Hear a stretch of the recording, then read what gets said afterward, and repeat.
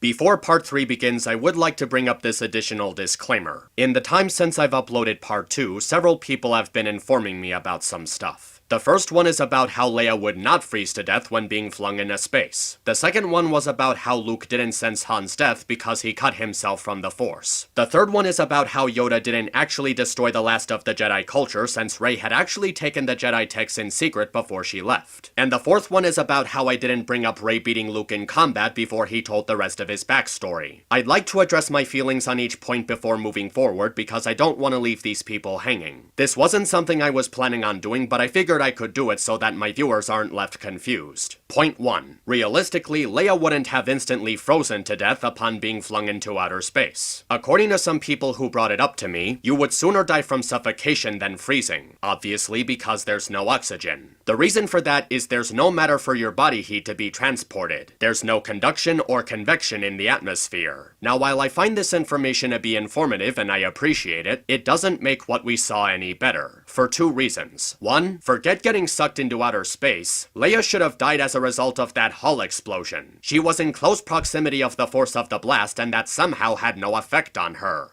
2. This is still a terrible method of introducing Leia's ability to use the Force. There was no setup for it, so it comes across as a deus ex machina, and it ends up taking away from the tension of the scenario. Point 2. Luke cutting himself off from the Force, which I do not believe in. There's actually a number of issues that I have with this line that Rey said. First off, it's stated that the Force is the energy between all living things that binds the universe together. I don't see how Luke is supposed to cut himself off from something like that. That would mean Luke cut himself off from the rest of the universe, which is a real stretch. Some people have said that Luke reconnected with the Force when he blew up that hut upon seeing Rey contacting Kylo. If he could really reconnect himself with the Force that easily, it's a piece of information that was rushed and not given any context. If Luke can just reconnect himself with the Force at any time, why should it be treated as a big deal that he cut himself off? It's never shown how or why Luke is able to cut himself from the Force and then be able to reattach himself to it. Point 3. Yoda didn't destroy the last of the Jedi culture because Rey saved it. This was something that I was gonna say for the end because the movie itself does it, but with several people bringing it up, I think it's important to address it now. Yoda actually knew that the texts weren't in the tree, and just decided to take the moment to troll Luke. And I feel like this was the main problem. I know I sounded like I was angry over Yoda supposedly burning the last of the Jedi religion, but what really made me angry was just how out of character Yoda felt in that moment. He wants Luke to believe that they were destroyed because of how apparently Rey already knew about all of the stuff in the books even though she was never seen reading them. None of this feels like anything that Yoda would be doing. First off, he's acting all jittery while Luke is being flung back by an explosion which could have killed him, an explosion that he caused, and proceeds to lecture him over what he calls a pile of old books. And it just feels like it was really overdoing it. While Yoda was acting all jittery during his first meeting with Luke, it's not his defining personality trait, and the scene is acting like it is. And he's acting like an idiot stating that Rey is already a full-fledged Jedi despite that she only had 1 day of training. But aside from that, this scene already has several confusing things behind it. Luke is getting angry at Yoda for burning the texts and the tree that he himself was just about to burn. And he never took the opportunity to do this before? If he really does believe that it's time for the Jedi to end, why didn't he just do that in the first place? What exactly is Luke's motivation here? He wants the Jedi to end, but wants to train Rey to be a Jedi even though his feelings on the Jedi ending never change in the time that he's been babysitting her. And if Force Ghosts can interact with the real world, why hasn't Yoda used his lightning powers to blow up Snoke or Kylo? If he could do it before, why didn't he do it in the original trilogy to blow up Palpatine? If there was a rule against interfering with the real world in the original trilogy, they certainly broke that rule when Yoda blew up that tree. Point 4. Luke versus Rey. The reason I didn't bring that up is because I didn't really see it as a real serious fight. I mean, because he apparently reconnected himself to the Force, I'd assume that he would use his powers if he really wanted to fight Rey. And if Luke is supposed to be this legendary Jedi, I'd think he would really beat the shit out of her regardless of her Mary Sue status. I did think it was a dumb scene, but I didn't really take it seriously as a lot of other people because I really didn't buy it as an actual battle. And honestly, I thought of it as a moot point compared to what we got after, and I really wanted to put my critical focus on that. Oh, and let me bring up one more thing. For those who were saying that I called the lightsaber that was tossed Obi-Wan's when it was actually Anakin's, I double-checked that scene from A New Hope to make sure that it was Obi-Wan's lightsaber, since I figured it was his because he was using a blue lightsaber in his fight against Vader. But upon rewatching that scene, I actually heard him saying that it was his father's. I didn't have time to adjust my recording, so I corrected myself using subtitles while editing part 1. But it does make me question if anyone who asked that question was watching the video during that particular moment. They were probably just listening to it in the background while working on some paperwork or something. Alright, I got that out of the way. I would like to thank everyone who's been watching the video and leaving those kinds of comments. It helps me to look over any information I might have left out so I can add upon previous statements or correct myself. It helps me to assure that my criticisms towards this movie have been sound and fair. So thank you for helping me out. Anyway, I believe I've kept you waiting long enough, so let's return to the review.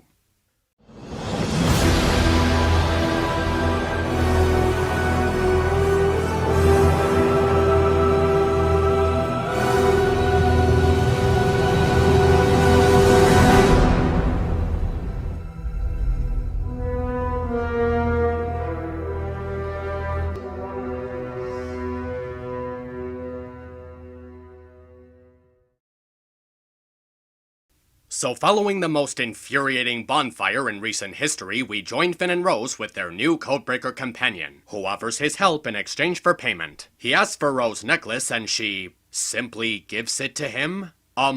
Why? That charm clearly holds a lot of meaning to it, and she's really that willing to give it up as payment? You spent a good amount of time mourning the loss of your sister, and now the object symbolizing that connection is suddenly so depraved of its value that you simply give it away? Suddenly I'm starting to suspect your bipolar disorder is more serious than I thought.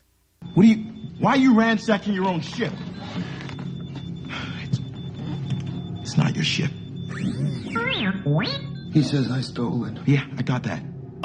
When did you steal that ship? I know it's a moot point with everything else going on, but it still feels like something they put into the script with no thought process. There's no explanation for how they did it, and from what I saw, you didn't even have any way of tracking them when they split up in the sewers. In fact, how did you find them on the cliffside exactly? It's a question that I didn't bring up last time, and I'm doing it now because there's no explanation for how they found them. Good guys, bad guys, made up words. Let's see who formerly owned this gorgeous hunk. Made his bank selling weapons to the bad guys. Oh. I'm the good. Let me learn you something big. It's all a machine, partner. Live free, don't join. And you fully trust this guy to not stab you in the back. Well, I'm sure that won't backfire in any way. So we cut back to Poe, who's ready to face Holdo for her lack of action. We had a fleet, now we're down to one ship, and you've told us nothing. Tell us that we have a plan. That there's hope. When I served under Leia, she would say, hope is like the sun. If you only believe in it when you can see it. You'll never make it through the night. Yes. Yeah, that doesn't answer his question. Do you have a plan? It's a simple yes or no answer.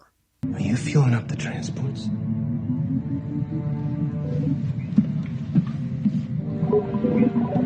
You are. All of them? We're abandoning ship? Well, don't just stand there. Tell him what your plan is. Coward! Those transport ships are unarmed, unshielded. We abandon this cruiser, we're done. We don't stand a chance. No, you are not just a coward, you are a traitor. Now would be a very good time to tell him about your plan. Get this man off my bridge. You dumb shit! Fuck it! Fuck it! You deserve to die! So as Finn and Rose approach their destination, Rey and Chewie arrive and, okay, how did they do this? How the hell did they know exactly where everyone was? They literally had no way of tracking the Rebel fleet or Snoke's ship, and they somehow, with no explanation, are able to pinpoint their exact coordinates. Even if they somehow found out where they were, why aren't they reacting to the news that their friends are under attack? I must know. What kind of perception of reality warping drugs did Rian Johnson take to think that this made sense? I seriously want to know because I would like some of those drugs myself. If they allow me to see into the mind of Rian Johnson in order to properly understand what the fuck was going on in his brain when he wrote this goddamn movie, I will die happily with all of my questions answered. That just makes no fucking sense. I mean, it's just bullshit. Fuck. Oh my. Rey boards the ship using an escape pod, and Kylo somehow was in the hangar already knowing to be at that exact spot with stormtroopers ready to cuff her. I guess they were just doing that mind thing as she got on board. We then cut back to Holdo, who, once again, refuses to tell Poe about her plan just for the sake of building up artificial tension. They are trying to save us. This is our best chance for escape. You have to give Finn and Rose all the time that you can. You have bet the survival of the Resistance on bad odds and put us all at risk? You have no right to be upset, lady. You were given dozens of chances to tell these people something to avoid all this, and you just stood around in silence doing nothing. You fucking idiot. This results in Poe starting a mutiny, and even at fucking gunpoint, Holdo still doesn't take the moment to tell him about her plan. Okay, this is just getting ridiculous. The first half of the movie was annoying, but it was still bearable on some level. This second half is already so goddamn pretentious in how much it doesn't give a fuck that your attention is constantly drawn to how ludicrous it is. We then cut back to Finn's group, who somehow also knew exactly where the fleet was with no way of tracking its location. Fuck it, I don't even care at this point. I'm just going to picture Rey in a bikini, Finn wearing bunny ears, Holdo wearing a cat mask, and Kylo Ren in a Teletubbies costume in order to make this movie easier to watch in my head. So they sneak onto the ship and make their way to its core in order to disable the tracker, and they keep BB-8 hidden by placing a box over him.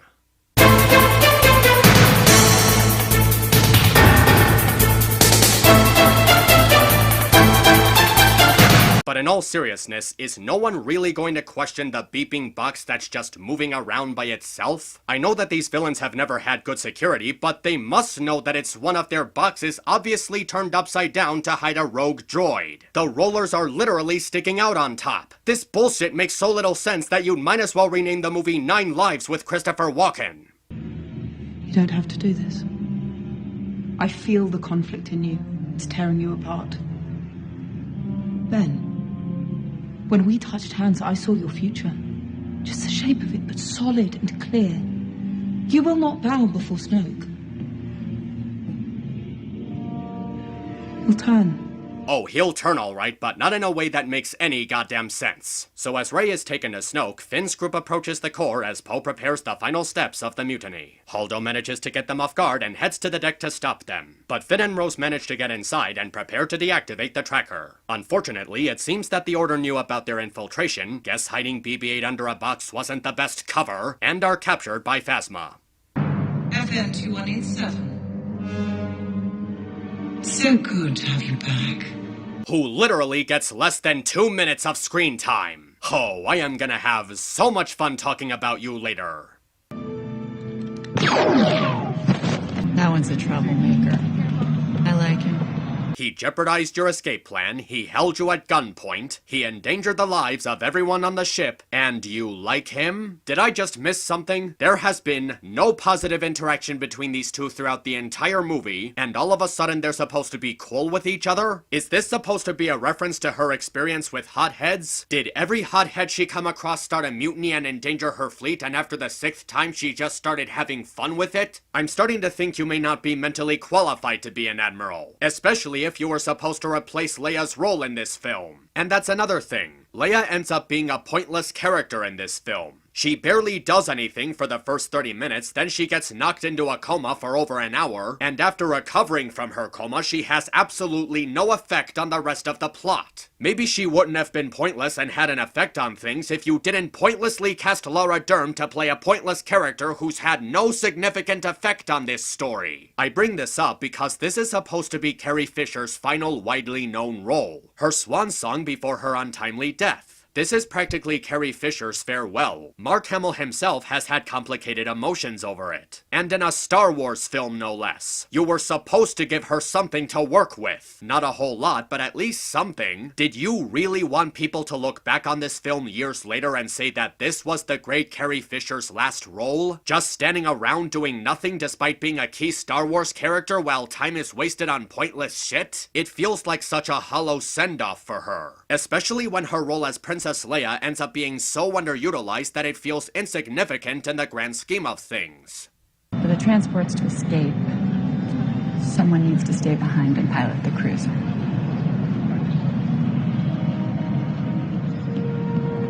Too many losses. I can't take anymore. Sure you can. You taught me how.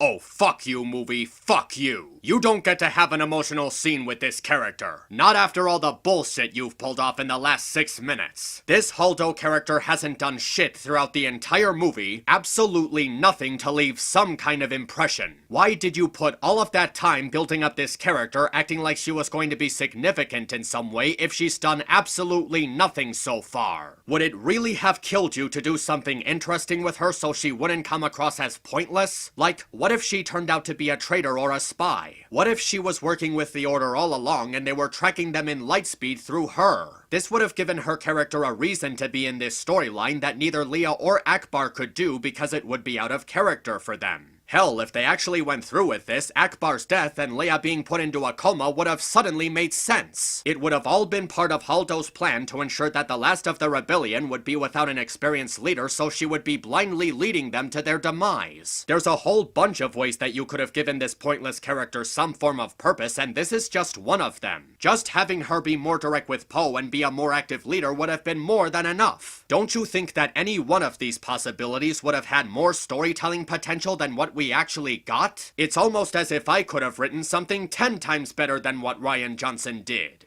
May the Force be with you, always. Oh, no, fuck you, movie, no. We don't just hand away that line like a piece of chocolate cake. You have to earn it. And this character has done nothing to earn it. It really helps to establish something before acting like we're supposed to give a shit. So, while the rebels prepare to flee on the life pods, Rey is taken to Snoke, who confronts her over her trust in Ben. Have you seen something? A weakness in my apprentice? Is that why you came? Young fool. It was I who bridged your minds. I stoked Ren's conflicted soul. I knew he was not strong enough to hide it from you. And you were not wise enough to resist the bait. So, does that mean you let Rey see Ben without his shirt on? Ew! Yeah, remember when I said that this milk drinking scene wasn't gonna be the weirdest thing we'd be seeing in this picture? Yeah, that's got nothing compared to Snoke allowing Rey to awkwardly see the killer of her old friend showing off his pecs. Could you imagine if he did this at any other time? I'd rather not do this right now. Yeah, me too. Oh my gosh! A little privacy, please. Oh! The image is burned in my brain. You will give me Skywalker. Then I will kill you with the cruelest stroke. Considering the implication I just brought up, I would much rather prefer you just electrocute her to death. But in all seriousness, Snoke is an enjoyably intimidating villain in these movies. In both The Force Awakens and this film, he always has this haunting presentation. The character's design and the effects on him are very well detailed, making him much more creepy and uncomfortable for both the heroes and his henchmen to be around. There's always this unsettling, unpredictable demeanor to him. And he also has a much more direct approach than Palpatine does in Episode 6. He engages with Kylo and Rey in a way that really demonstrates the threat and immense power he possesses. All of his scenes are paced excellently, and the voice work by Andy Serkis is amazing, always sounding like this slithering beast just waiting to prey on his victims. Whenever I see this guy, it feels like I'm seeing a more disfigured version of Lord Voldemort. This terrifying sorcerer who can kill you in an instant but prefers to play tricks and torture to savor the feeling of power he claims from his dominance. Of course, that doesn't last long as we cut back to Poe recovering from being knocked out. What is that? The mineral planet Crate. An uncharted hideout from the days of the rebellion. That's a rebel base? Abandoned, but heavily armored, with enough power to get a distress signal to our allies scattered in the outer rim. Holdo knew the First Order was tracking our big ship. They're not monitoring for little transports. So we could slip down to the surface unnoticed and hide till the First Order passes. That could work. Oh. Okay, all bets are off. If telling Poe about Holdo's plan was really this simple all along, and even that blonde lady knew about it and could have easily told Poe what was going on, why the fuck didn't anyone tell Poe what the fuck was going on? Had Holdo or anyone else just told Poe about their plan to evacuate to this nearby planet, he wouldn't have ended up making things so needlessly complicated. He seems pretty okay with the plan now that it's being told to him, so there's no reason that he would act differently if it was told to him at any other point. Why did they keep Poe in the dark over something important, making him worry to the point where he would take matters into his own hands and risk endangering everyone? And do you know what else this lack of communication is the cause of? That shitty subplot with Finn and Rose traveling to the casino to find the Master Codebreaker. Had Poe been told about Holdo's plan in the first place, he would have just told Finn and Rose, "Don't worry, we have a plan to get everyone to safety. There's no need to sneak off and risk getting caught." And there would have been no need for this detour that takes up way too much time that could have been spent on more important things. And if all this still doesn't convince you that this is bad writing, we find out that the Codebreaker sold off information on a decloaking device to the First Order. And through that, they find out about Holdo's plan to escape onto the planet. So yeah, Holdo's stupidity ends up completely blowing up in her face, as her lack of communication skills results in the deaths of several hundred rebels that could have been avoided. But aside from that, the plan all along was for Holdo to get the rebels onto this nearby planet safely as she stayed behind, sacrificing herself as a decoy so the others can escape. This was something that was going to happen anyway, whether or not she told Poe about the plan. She could have easily told Poe about the plan, which would have prevented the mutiny. And because Finn and Rose's cover just gets blown anyway, Poe's plan to escape with lightspeed ends up getting retconned, and they still end up going through the plan with escaping to the planet. So all of that time spent on this subplot with Finn and Rose, sneaking off the ship, traveling to the casino, finding the Master Codebreaker, and sneaking onto the enemy ship to disable the tracker ends up being completely pointless. I mean, from a narrative sense, it is literally wasted time. Both Holdo and Leia knew what they were planning all along, and they were willing to tell someone else about it, and they already knew about how quick to action Poe is. They could have just told him there was a nearby planet they're gonna try to escape on, and that would have been the end of it. There would have been no need for Finn and Rose to go on this inconsequential side mission that takes up way more time than it should, and there probably wouldn't have been any need for that pointless Maz Kanata cameo. Even that scene where Rose gives her rebel ring to one of those kids, it wasn't needed because the events of the ending were going to implement a spark of a new rebellion regardless. They would have inspired those kids without directly going to them either way. And considering they just leave them behind to keep being slaves anyway, it only makes the scene more pointless because they did nothing outside of free some random animals that have no effect on the entire movie. This is a huge problem that could have easily been avoided. Literally, the only thing Holdo had to do was say something to Poe and not leave him in the dark. Almost an hour of the film's runtime is spent on this Master Codebreaker side quest, and that time could have easily been spent on something more important, like maybe focusing on Snoke's backstory. Oh, and speaking of which... I cannot be betrayed. I cannot be beaten. I see his mind. I see his every intent. Yes, I see him turning the lightsaber to strike true. And now, foolish child, he ignites it and kills his true enemy.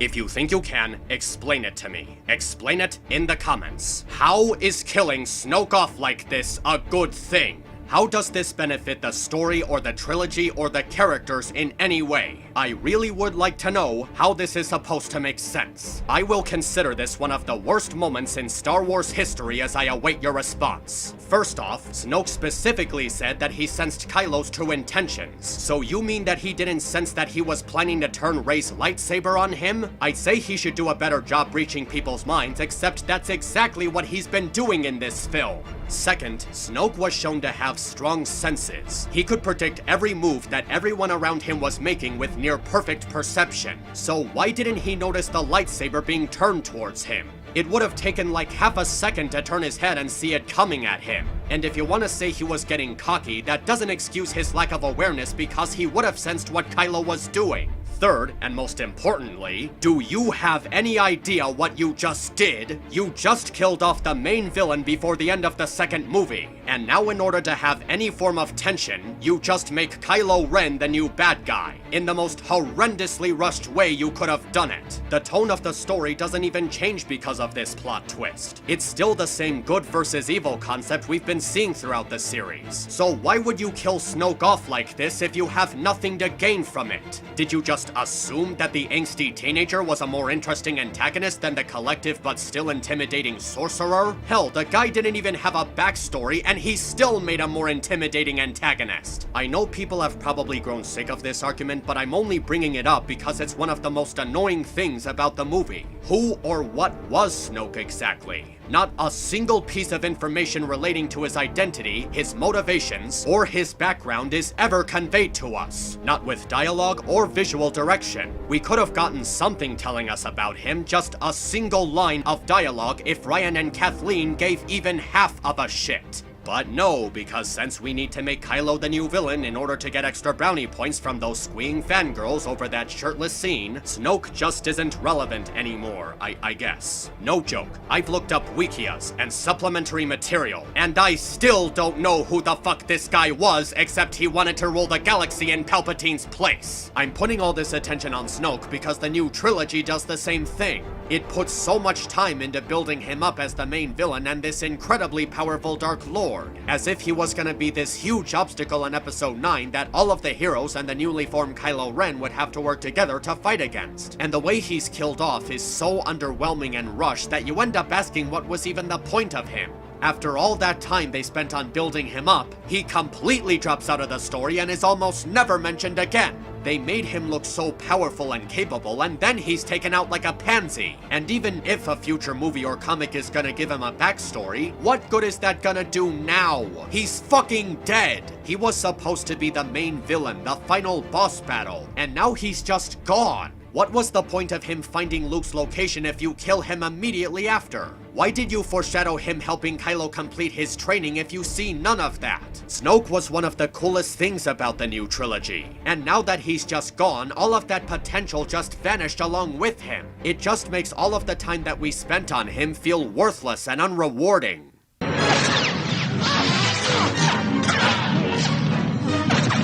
So after they defeat the Red Guards, Kylo tries to get Rey to join him in building a new order and ruling over the galaxy. And in a really bizarre way, their personalities just revert out of nowhere. Rey stops being angry and goes back to being calm, and Kylo stops being calm and goes back to being angry. Throughout the movie, Rey and Kylo were being built up as opposites from each other, slowly turning towards opposing emotions as the story progressed. And Rey growing angry as she gets more frustrated with Kylo and seeing Luke's legacy of being this great Jedi to be a lie. It's almost as if they were building up to something, like having them switching sides, which would have made their shift in personalities mean something and have a connection to the plot. What if Kylo upon killing Snoke decides to become a good guy and Rey in her growing anger ends up turning to the dark side and tries to take Snoke's place? That would have made sense with the previous scene. But nope, they decide to go back to the basic good guy versus bad guy formula, instead of adding something unexpected to it. On top of that, this sudden personality shift is just ludicrous. Rey becoming more angry and Kylo learning to be more calm was something that was happening progressively as we went on. And then all of a sudden, we just go back to the way they were before. And it happens so suddenly with no acknowledgement of their previous behaviors. It's like the movie completely forgot that this was something that was happening for the last hour and a half. So this personality shift makes no sense. It's another shitty payoff to something they spent most of the movie building up upon. Was this some kind of revenge scheme? Did Ryan and Kathleen get bullied in school and their revenge plot was splitting up the Star Wars fanbase with this movie? You know what, actually that would explain everything.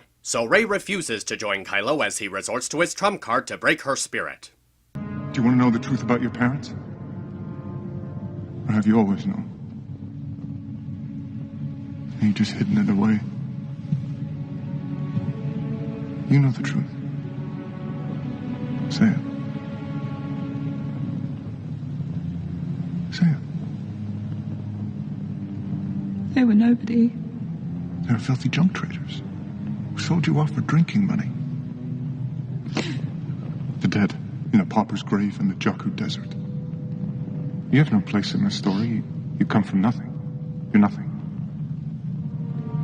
Well, you heard it right there, folks. Rey's special gifts came from absolutely nowhere, and her parents were random assholes. So, her incredible power with the Force, her sudden knowledge in mind tricks, and her skills as a swordsman came from absolutely no logical place in universe. It was all just handed to her like a piece of candy, completely cementing her status as a Mary Sue. Okay, I know that this is the most common complaint towards the movie and that people have grown sick of it, but I'm only calling Rey a Mary Sue because that's what she is! At least in The Force Awakens they were laying out hints to her lineage so that in the sequel there would be some reasons for her power that would be explained. But with this scene, there are no reasons. Now she's supposed to be all-powerful because the movie said so. Rey didn't receive any resemblance of training from Luke that didn't amount to just basic sword swinging, and yet the following confrontation states that she's supposed to be evenly matched with Kylo, somebody who did receive training from both Luke and Snoke for several years. Even if you want to ignore that Rey's parents were random nobodies, that still doesn't fix how she lost her relatability in this movie. Aside from what we saw in the last movie, throughout this film, she's never truly challenged by anything. Now she's supposed to be one of the most powerful and superior characters in the series despite not doing anything to earn it. And instead of Luke teaching Rey something like he should have, she ends up teaching him. This is something that we'll have to come back to later as it gets more complicated, but for now, I'm just really annoyed that they only made this problem worse than it already was. So as the stormtroopers prepare to execute Finn and Rose and the Order continues to blow up the rebels, Holdo is left with one final desperate, universe-shattering decision.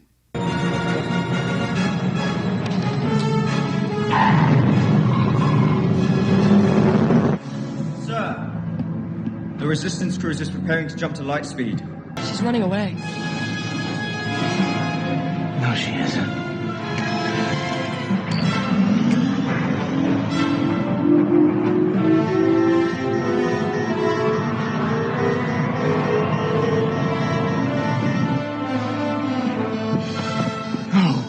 Fire on that cruiser!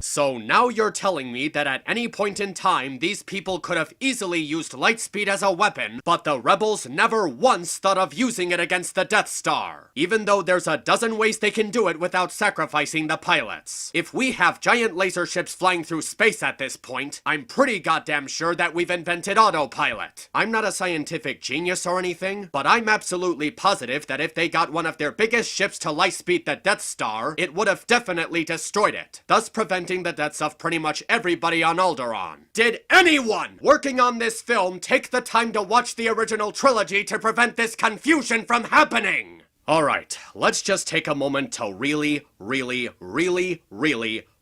think about everything we've seen up to this point. Strap on in, folks, because we are about to talk about the one thing that The Last Jedi significantly lacks: internal consistency. We're all familiar with the infamous Metachlorian scene, right? However, did you ever take the time to think about why that scene was so infamous in the first place? Well, aside from explaining something that didn't need explaining, thus overcomplicating it, the Metachlorian scene ended up doing something to Star Wars that had never been done up to that point. It ended up breaking the internal consistency of the Force. The Phantom Menace contradicts what was previously established about the Force, showing a significant misunderstanding of the thing it was making a prequel to. By saying that the Force was just Metachlorians this whole time, you're retconning something that was a simplistic fantasy element that was integral to the fabric of the Star Wars universe. The original trilogy started out by saying that this is how things work, but then the Phantom Menace comes along and says that this is how it really works. And because it's a prequel, it's not something that can just be forgotten about. It ends up becoming a part of the original trilogy.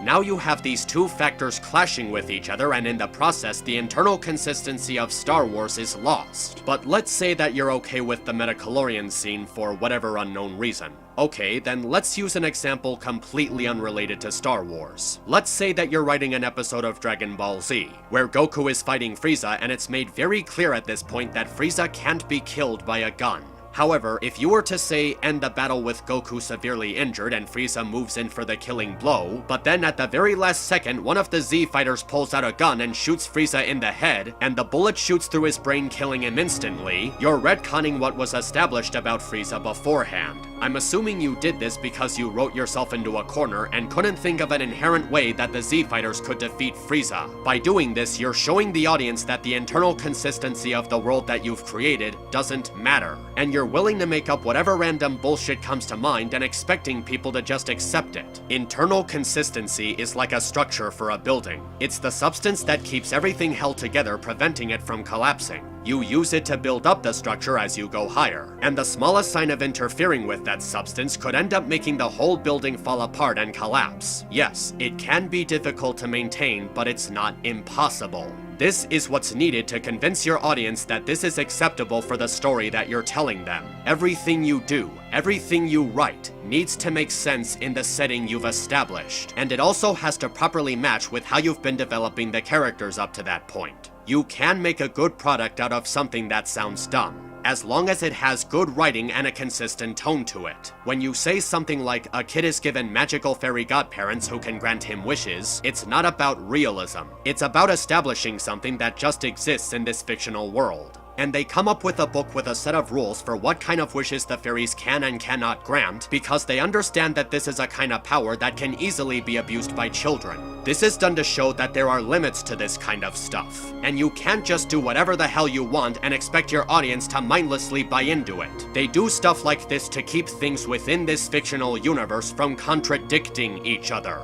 You wanna make a show about mutant humanoid turtles acting like teenage boys and fighting evil with ninja weapons? Cool. You wanna make a show about jelly bean colored horses solving friendship problems in a land of magic and dozens of different species with varying sentient intelligence? Cool. You wanna make a video game about a boy fighting bad guys with a key-shaped sword while teaming up with Disney characters in the craziest crossover idea since Cartoon All-Stars to the rescue? That is awesome. But no matter what premise you choose, it needs to be internally consistent. Once you've set up a rule for this world that you've created, you need to follow that rule. If you can't bring yourself to follow these rules from beginning to end, then why bother making them at all? If you're just going to make things up as you go along, then the audience is gonna do the same thing. Now you have all of these contradictions and inconsistencies going on, and the rules don't matter anymore. And the world that you've created no longer exists. Its identity has been lost with all of this stuff that's just being made up on the spot. That's not how internal consistency works. Is it a continuity issue? Well, it can be, but continuity and internal consistency are not exactly the same thing.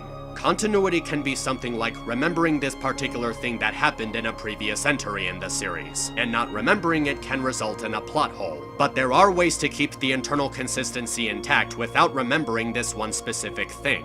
It's mainly about understanding the world that you've established, and not doing something that retcons or otherwise interferes with that establishment. Yes, Star Wars is a science fiction fantasy series. It's obviously not a realistic one, but there's a limit to how far you can stretch that. In order to get the audience to keep their suspension of disbelief, you need to keep the illusion convincing to them. You have to understand that there are things to the concept that just can't be meddled with, or the illusion that you're trying to immerse them in will be broken beyond belief.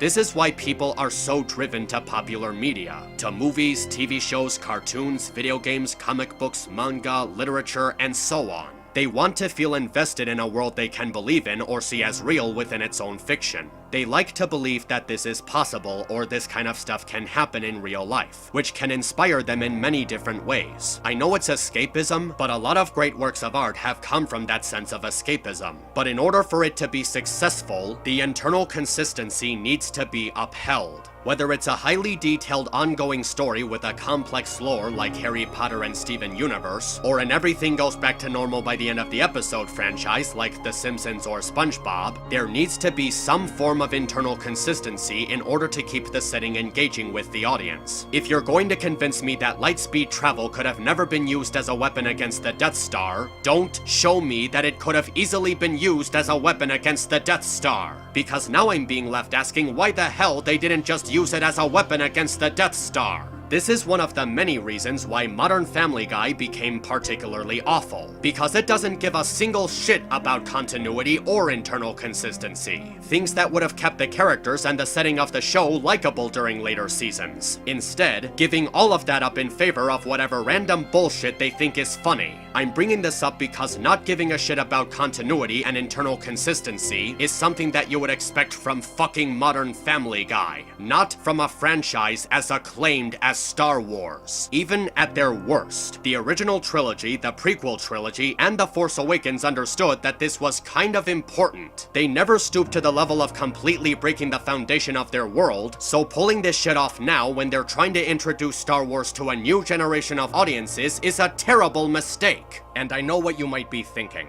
Hey dude, don't you think you're nitpicking just a little bit? Well, no, I don't. Maybe if I was talking about something more self-contained like The Prince of Egypt or Looney Tunes or Tom and Jerry, but you have to understand, Star Wars is not like other franchises. It is a franchise that is built upon a very widely expanded and detailed universe. When you're making something like The Lord of the Rings or the Marvel Cinematic Universe, you're trying to build a very internally consistent world, where one thing has to fit in with everything else. Once you put something into the Star Wars universe, it becomes a part of the Star Wars universe. This isn't like the Legend of Zelda or Super Mario series where you can have something happen in one game and then have it never come back. You can't get away with making stuff up because you're choosing to tell the story in a setting where you can't let that go. It would be like making up rules in the middle of a baseball game. Imagine that you're watching the final match of the 2016 World Series Championship,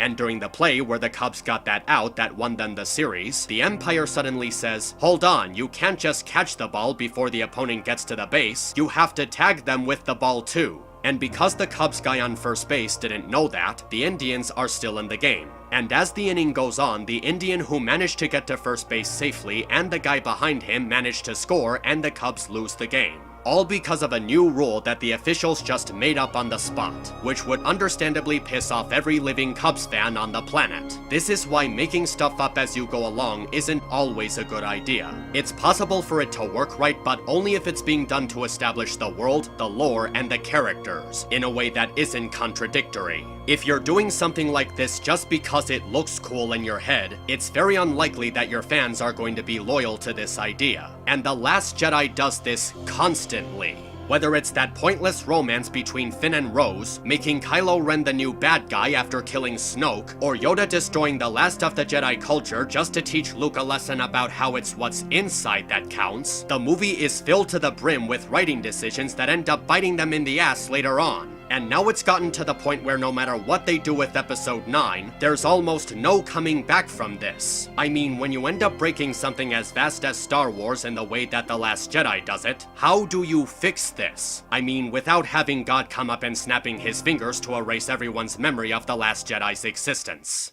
Whew, God, I really needed to get that out of my system. And with that, I think it's time that I have another break. I think I have to do that every time I come across some of the movie's worst writing to soothe my throat. See you in part 4, and... let me just be real with any Star Wars fans watching this right now. I am so sorry for the horror that you had to witness. I'm sure that it really, really, really hurts. I promise we're getting closer to the end, and after that, I can finally start talking about the real problem behind this movie.